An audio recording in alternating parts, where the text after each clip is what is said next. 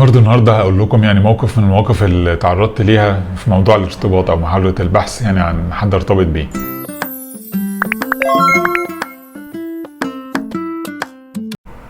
يعني برضه في فترة من الفترات لو تفتكروا كان في جورنال اسمه الوسيط بيعمل اعلانات. لقيت بقى اعلانات كتير موجودة فيه كده عن مكاتب اللي هي اللي بيسموها مكاتب الجواز. فكلمت مكتب فيهم وقال لي بقى مش عارف، خد بياناتي وقال لي لما يكون في حد مناسب هنكلمك. ففي مرة لقيتهم يعني كلموني قالوا لي انت هتقابل النهارده 2 في نفس الوقت، واحدة مثلا من 5 ل5:30 وواحدة من 5:30 ل6. فقالوا لي عشان يبقى مشوار واحد بقى وهما الاتنين مناسبين، وان شاء الله بقى يعني حد فيهم يحصل التوافق ما بينكم.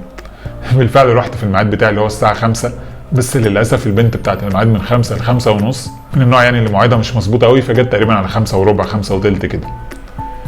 فيا دوب بقى كلمتها شويه. يعني طبعا مكتب اللي انا بروح فيه ده بيبقى عباره عن زي شقه كده ومتقسم اوض، فهم يعني خلوني انا وهي نقعد في اوضه، وهم طبعا الريسبشن بره، وفي ناس في اوض تانية.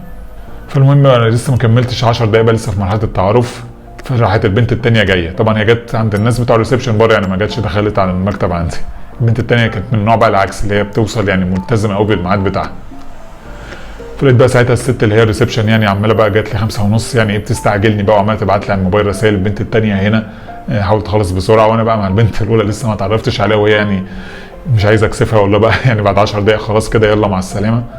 فيعني دي عماله تزن عليا وانا في دي، فطبعا الموقف كان موتر بالنسبه لي.